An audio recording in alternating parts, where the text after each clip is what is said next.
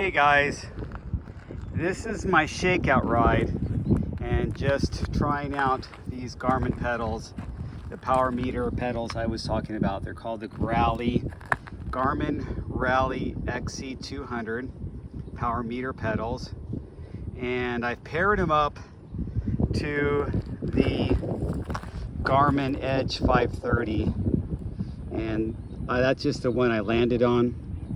It's got a crack because I used to use it mountain biking, but then I got the smaller one for mountain biking, the 130. So the setup was really easy. You will need a pedal wrench, and Garmin's got a great instructional video how to mount them on there. And the reason is you can't use an Allen wrench because the back of the pedal actually has part of the sensor in there, and so there's no insert for an Allen wrench in the back, if you get what I mean.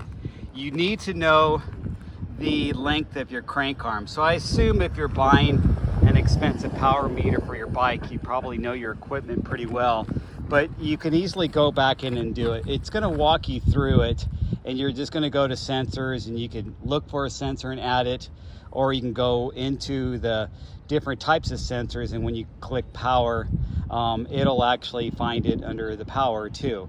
So there's a couple ways to do it. Once you get there, it's going to walk you through would you like to set up your data fields for power, and this is just the default one I set up, but it didn't take you through the crank arm length.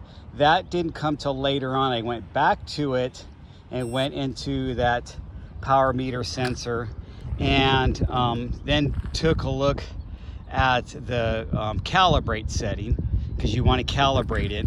And calibrating is easy. You just actually make sure you activate it by spinning it around a couple crank lengths, and then put it at 12 and 6 o'clock with your crank arm. And I use my drive side at the 12 o'clock, and just click calibrate, and don't move and don't be clipped in or anything like that, and it calibrates it.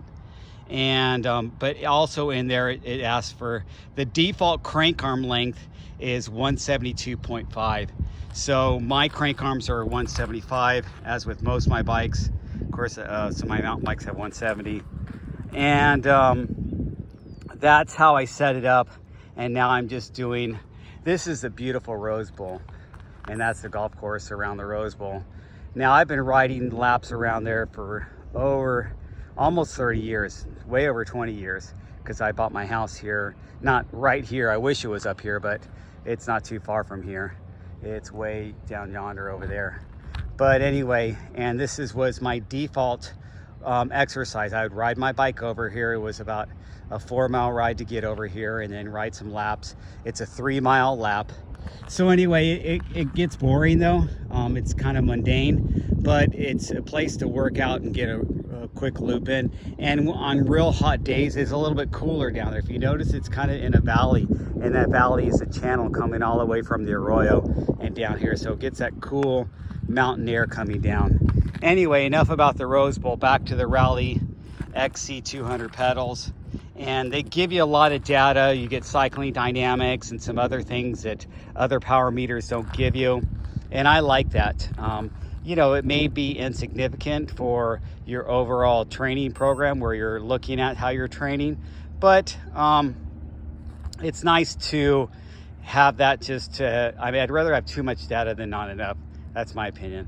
Anyway, go out, get yourself a pair of these Rally XC pedals, and you won't regret it. They are really easy to set up and add a great extra feature. So I have my heart rate on there. Now my heart rate's on there with my Polar H10 sensor, and then that's also linked to my watch. So I have a lot of data going on here. I guess the only thing I don't have is that Garmin radar thing for the back. I don't really ride on crowded roads that much, so it doesn't make sense to me. I'm off the beaten path with my gravel riding, so that's why I would never get that. Anyway, thanks for watching, you guys, and give me a thumbs up. I appreciate it.